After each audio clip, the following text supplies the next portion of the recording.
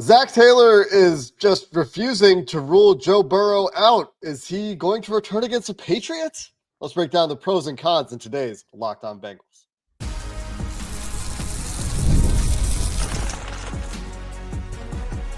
You are Locked On Bengals, your daily Cincinnati Bengals podcast. Part of the Locked On Podcast Network, your team every day. What up, Bengals fans, and welcome to another episode of the Locked On Bengals podcast, part of the Locked On Podcast Network, now the #1 sports podcast network out there. I'm Jake Liscow, he's James Rapien, and together we are Locked On Bengals, covering your Cincinnati Bengals since 2016, your best place to get all of your Bengals information in one stop, anywhere. And today we dive into the potential return of Joe Burrow, the amount of smoke building around Zac Taylor making media appearances, not saying no when asked if Joe Burrow would return this week, and he was a full go in practice on Wednesday, further stoking those speculative flames. That's where we start in that whole conversation, and then there are pros and cons in a Patriots matchup that is certainly going to be difficult, even if Joe Burrow is out there for the Bengals this week. But James, it started with the press conference for Zac Taylor on Wednesday, and I joked about this. It was 95% a joke on Monday about maybe he comes back this week. Mm-hmm. And now here we are, and I should not have been so significantly jokey about that topic, apparently, on Monday. You shouldn't have. And for those that listened to our crossover yesterday, I didn't want to beat the dead horse, but I mentioned it a few times with Nick of Locked On Patriots because I thought this might be a topic.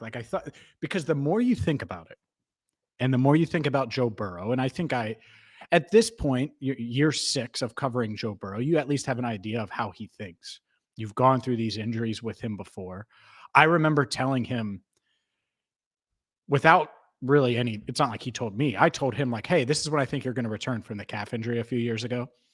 And he was like, you might be close on that. And it was literally dead on. And it was, you and I had talked about it. And it's just, you can kind of read the tea leaves. And I think that'll come up in our potential cons is that history of what happened with the calf and everything that went with that. But given where they are, given their situation, if you're Joe Burrow, don't you want to be playing for something? And everyone has dismissed the Bengals already, and you and I both. We don't think they're going to the playoffs. That Latin vacation is very much alive for Jake Liscow. We know that. Sponsor it right now so he can podcast on the road in mid-January from wherever he wants to go. Maybe I'll go with you. But if they were going to go on this improbable run, this fairy tale run, this Disney movie type of run, it would have to start on Sunday.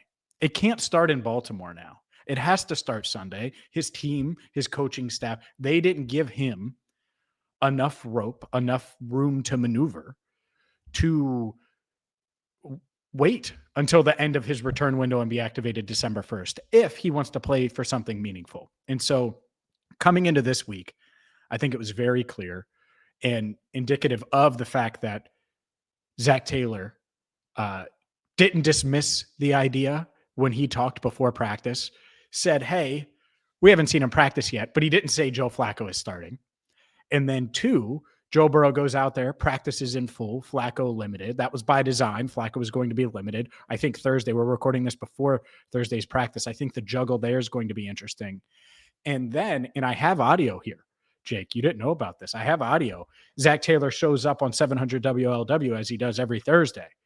And he talks with Tom Brenneman, and my guy Andrew Fox Miller chopped this up for us. 50 seconds of Zac Taylor going back and forth about Joe Burrow's status with Tom Brenneman. Is there a chance that he plays Sunday? Well, I'm not there yet. It's one day of practice. Isn't going to lead to that decision yet. So we'll use the time we have at our disposal and come with the best decision we can. You have to make a decision, and you'll consult with others. But will this be a situation where Joe might come into you, Joe Burrow, he might come to you and say, hey, Coach, I feel like I'm ready to go? Oh yeah. That's yeah. And then that's my job, to balance all the information and protect the player and make the best decision possible. You can tell us right now. Burrow's playing today. He's playing today. Yeah, no, I wish I could. I wish I had that decision today. Honestly, I'm going to take in all the information I can and make sure it's the best one for Joe and our team, and we'll go from there. So undecided Zac Taylor there, right? Still processing information, but certainly once again had an opportunity to say, we saw him practice once and we think it's going to take a couple more days. Didn't take that opportunity to shut down the speculation, which means the speculation will continue until we get an answer. Yeah, that's it. And I think we'll get into the pros and cons, like we've said a few times, but I think surface level, I understand why Joe would be pushing now. And here's the other thing that we just need to accept at this point. Joe Burrow is going to play again this season. He will play again. It's over. Like, there's no reason to debate it because it's going to happen. He's practicing in full. He's out there. Like, it will happen. And so it's really when. When is it? Is it Sunday? Is it Thursday? Is it in the following Sunday in Buffalo? It will be one of those 3 dates, barring something really unforeseen. The Bengals know it. Joe Burrow knows it. Whether or not it'll be this Sunday, I think is the debate now. And what does that mean for their chances to even win the game? I think that's part of the conversation too. Like, it's a boost. Don't get me wrong. We've talked about this a couple times. Joe Burrow is better than Joe Flacco. Yeah. But now you're talking about a team that's not going to have Jamar Chase and still has all these problems on the defensive side of the ball. And that's what you're talking about. And it puts the Jamar incident, suspension in an entirely new light. If it's like, there's a chance Joe Burrow is going to get back the next week against the Patriots, and now you don't have Jamar Chase for this game. Yeah.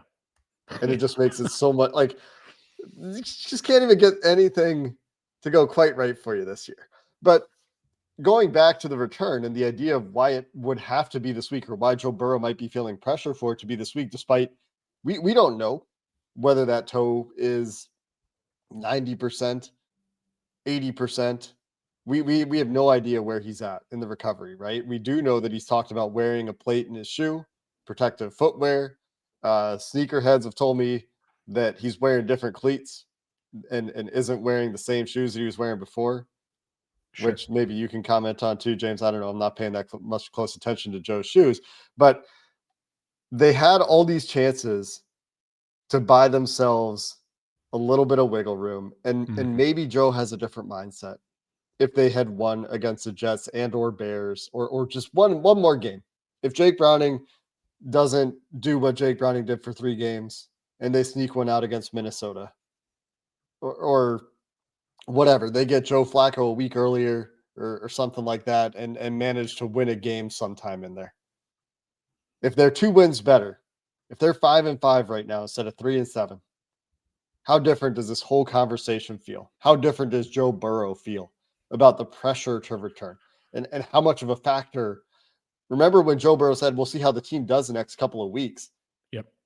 Well, maybe what that really meant, and now it's looking more that way, is like, well, if they lose, I might have to just come back a little bit earlier and give myself a shot at this thing.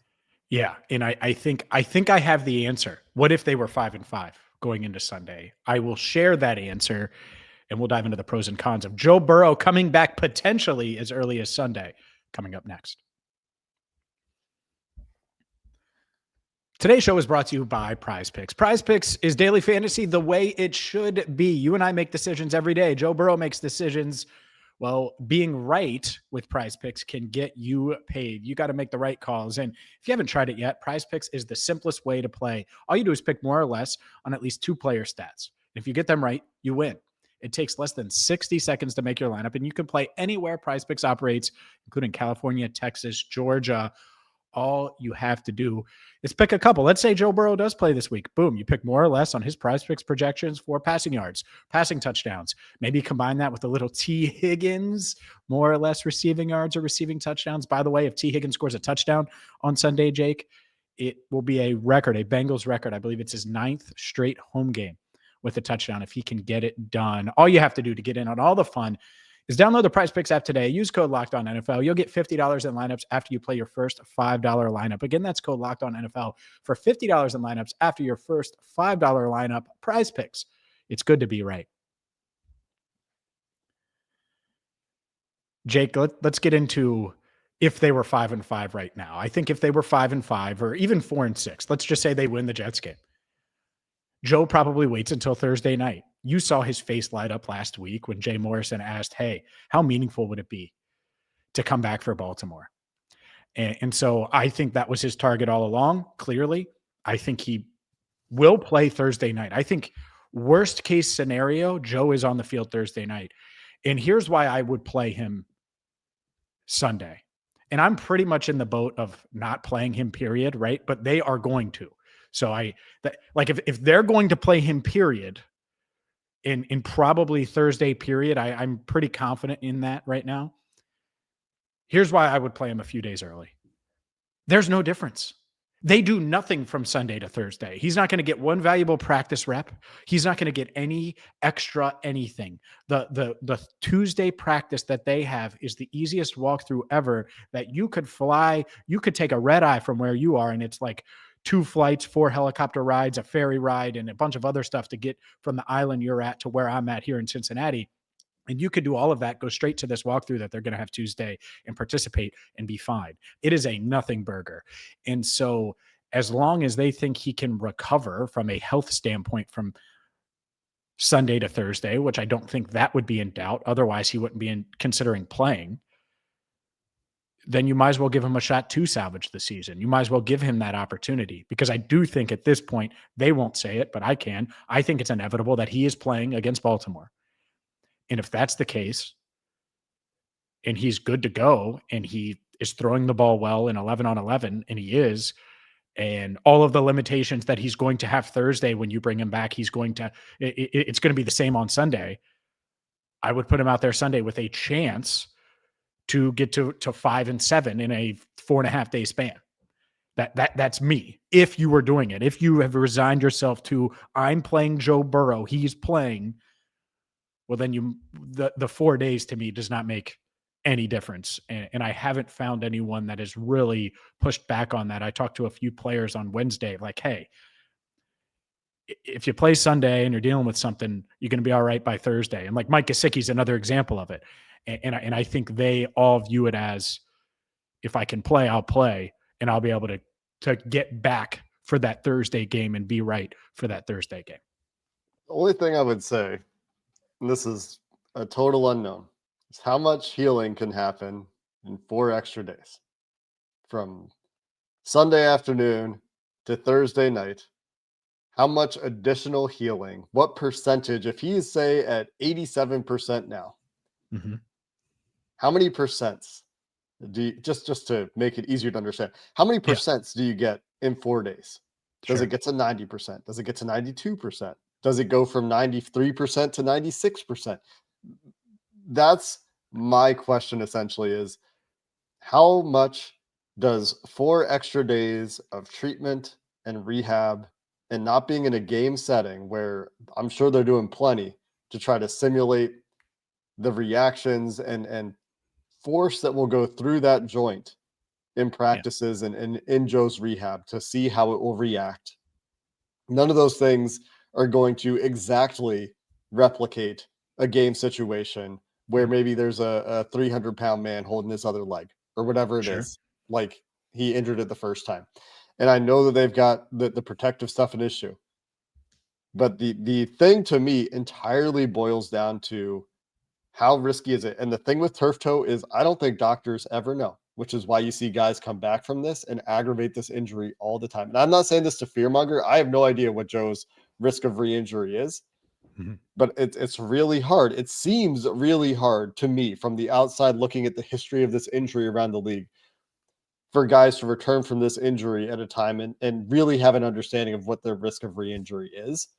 And so absent all that information, that's just like well, I think I'll be okay. Like it kind of is, it's going to come down to vibes so much, and how Joe feels and how confident he is. And obviously the medical information will be a factor here, but there's going to be some version of an educated guess when Joe comes back to the field this year.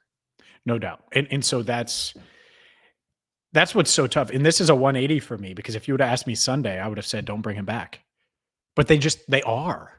Well, Like, you that's still it. have that opinion, but we know that that's not their plan. So, like, Correct. what do you want They're us to going do? to We bring have him back. Talk about it in that reality. Yeah, and that's it. It's like, all right, so if that's happening, if he's definitely going to play, let's use your percentages. What if it's 93% to 93.5%? What if 4 days is really Exactly. If it's nothing, then and it might not. To me, and this is me, I don't think it's much, because he's not going to do much.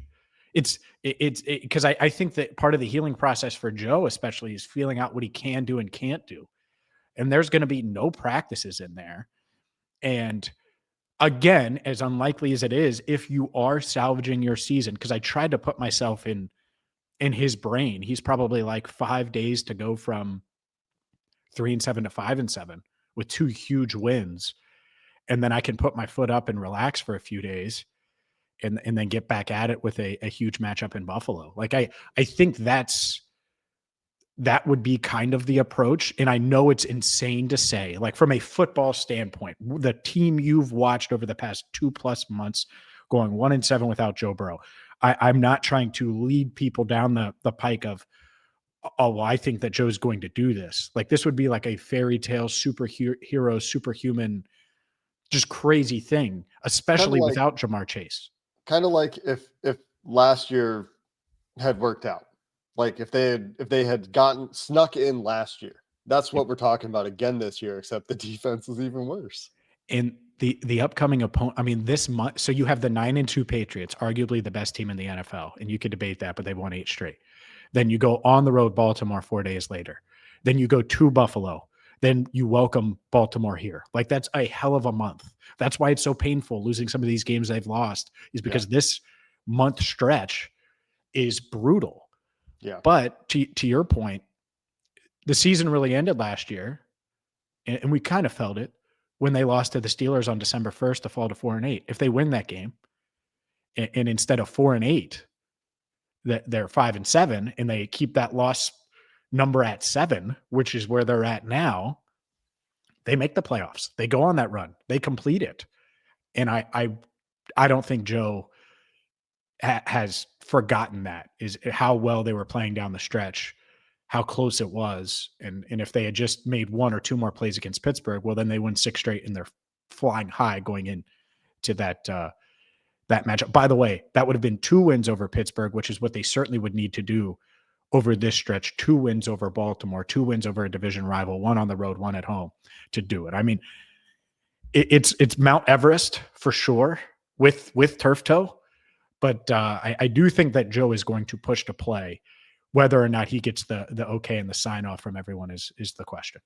Yeah.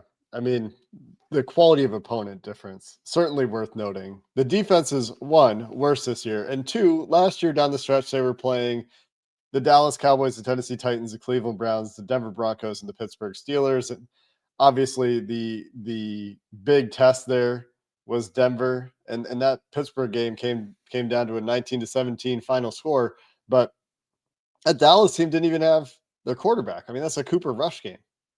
So a little bit tougher this year. And one of those games is Thursday night on the road in the division. And we've talked a lot about the history of those matchups. The Bengals, obviously, the 3rd straight year going to Baltimore on Thursday night. We complained about that when we saw the schedule. It remains a complaint now for the team from a football perspective, a competitive advantage perspective.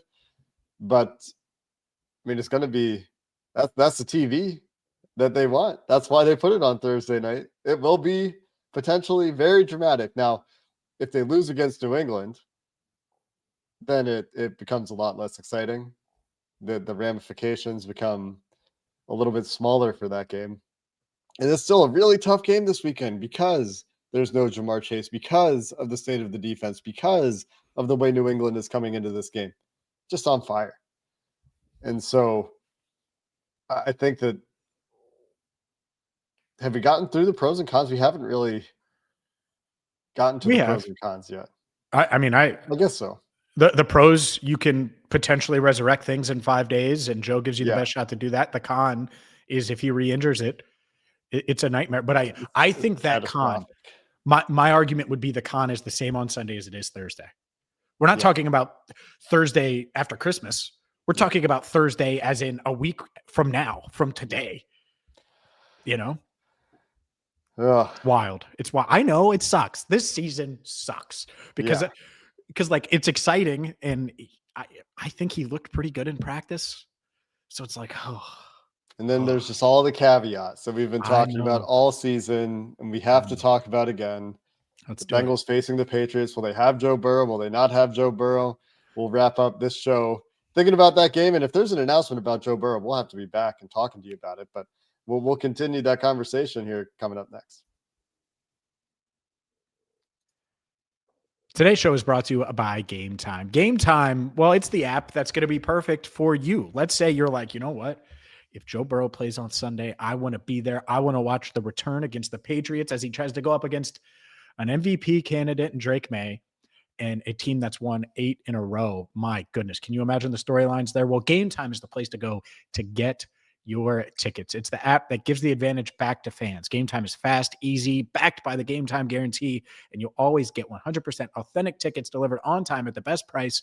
And my favorite part is all fees are included. So the price you see is the price you pay, from panoramic views directly from your seat to the easiest and best price on tickets. Download the Game Time app today. Create an account. Use code LOCKEDONNFL for $20 off your first purchase. Terms apply.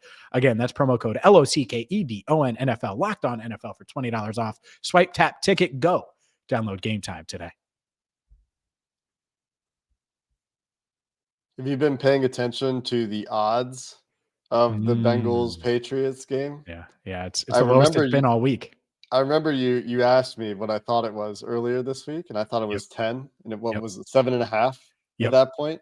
Yep. What is it now? Have you looked? Is it down to 6? I think it's in the 6 range. Last time I checked FanDuel, it was in the 6 range. I can look here.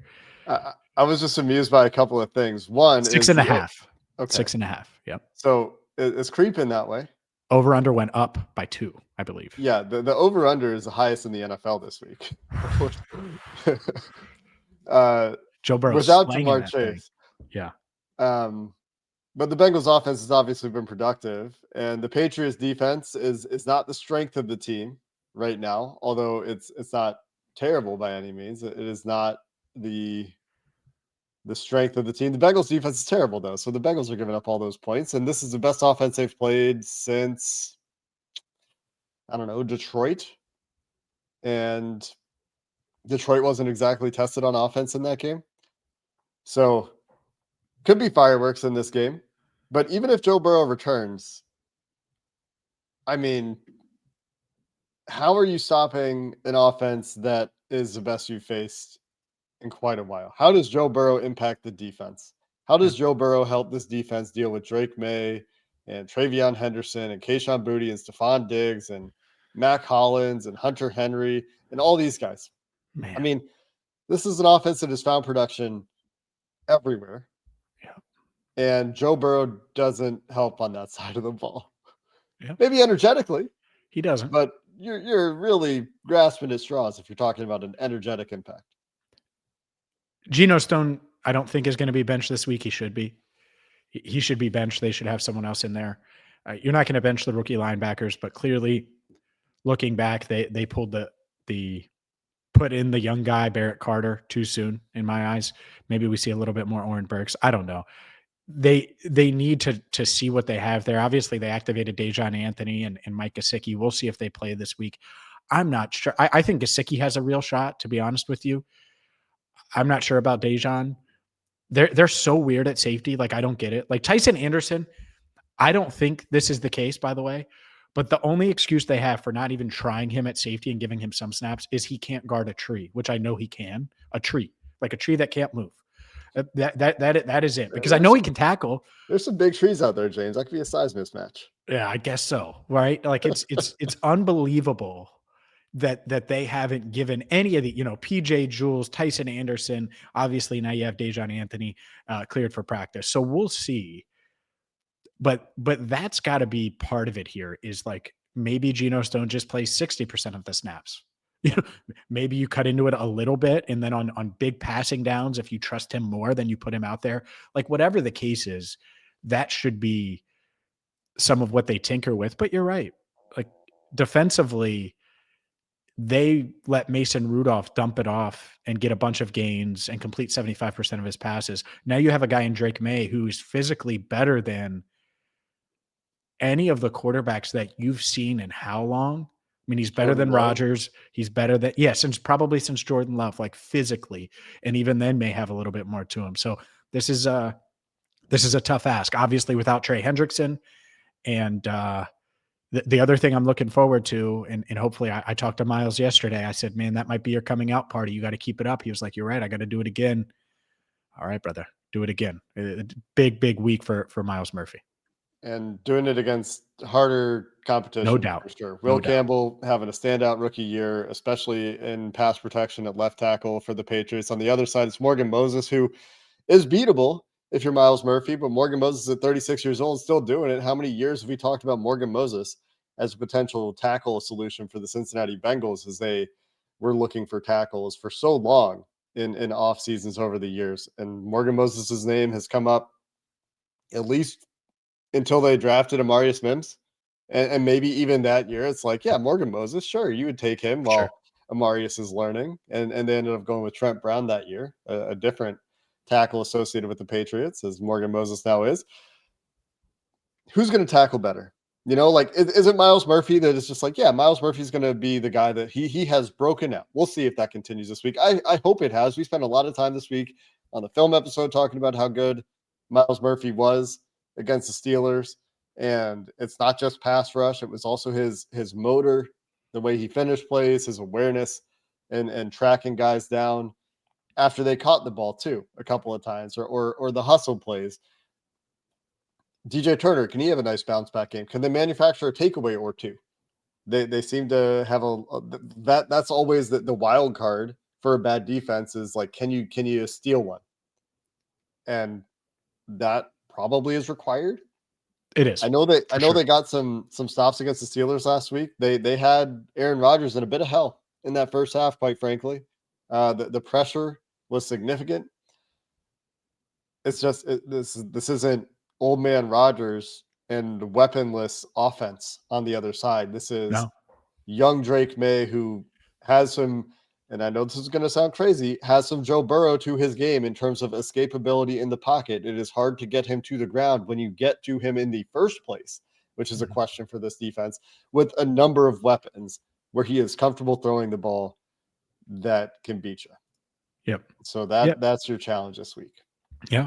And the turnovers is the path, the turnover element here, but you also just have to do the basic stuff. Like, you're going to have to tackle, or Travion Henderson and Ramondre Stevenson are going to have huge games. I mean, who thought Kenneth Gainwell last week was going to be the leading receiver for the Steelers, right? We wouldn't have said that, and yet he was. Darnell Washington had the longest catch of the game, 31 yards. Like, that can't happen. You can't have that type of effort. I don't care if, by the way, did you see that podcast? He weighs 311 pounds. Yeah. We don't care. Make an effort. If Joe Burrow comes back and this defense doesn't get effort, they should cut anyone that shows lack of effort. I'm serious. Just to be clear, they should have anyway, but that's a topic for another day. Like, the attitude is something that can't waver, and in effort on some plays has certainly been questionable from oh my gosh, I'm going to do everything I can to make sure this guy gets on the ground. Like, that should be their mindset. I don't know how you can play defense and not feel that way each and every play. I wonder how much of a difference Joe Burrow makes on the offensive side of the ball too. Like, I'm not sitting here to tell you that Joe Flacco is good compared to Joe Burrow. Joe Flacco has done nice things for this team. Here's the caveats: is like, one, how well is he moving? Yeah. How much is his escapability part of the game? Two, who's playing right guard? Jalen Rivers didn't practice on Wednesday. It should be Reisner. Stylistically, I would rather have Dalton Reisner at right guard with Joe out there. Yep. Even not stylistically, but especially when you consider the way Jalen Rivers loses and how that fits with Joe Burrow's approach to playing the quarterback position. But the other factor here is we've seen Joe historically have these slow starts. We haven't seen Joe return from an injury in season. So is there a ramp up time? The way that we have seen there be a ramp up time for Joe at the beginning of seasons in the past. Like he hasn't missed 10 games and then it's not 10 games, 8 games and then come back.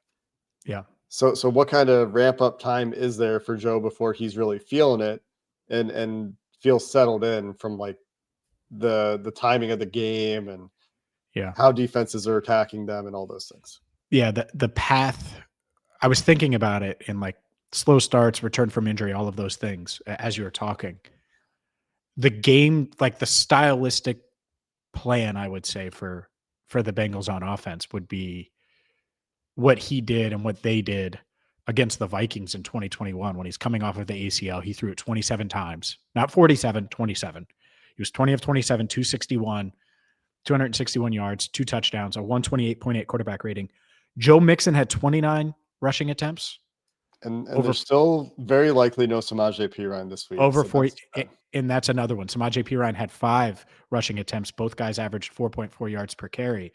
And so you need that kind of balance. Obviously, they don't have a Jamar Chase like they had then. But, yeah, you lean on T. Higgins. You lean on Chase Brown. Maybe you get Gesicki back. You're leaning on Noah Fant and Gesicki if that's the case. Obviously, Andre Yosavash, Mitch Tinsley. I think those are the guys. I've been asked about Jermaine Burton. I don't think – if he's active, I think it'll be in a special teams role. I don't think he's necessarily going to be involved on offense. I think Charlie Jones is well ahead of him, and would not shock me if Burton is inactive again. It's been a rough go of it, I would say, over the past few months for Jermaine. That'll certainly be received with total practicality. Just being honest. Yeah, no, I mean, now maybe he's active all week. Like, is he active in the first place? I mean, we have talked about that since the beginning of the week, since the suspension news came out for Jamar.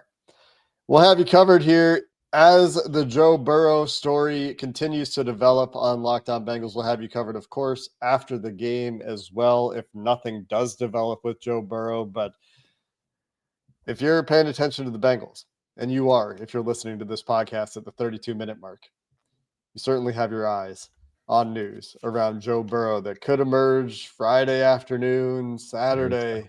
We got you. We got you. Until then, thanks for listening to this episode of the Locked On Bengals podcast. Hoo day, and have a good one.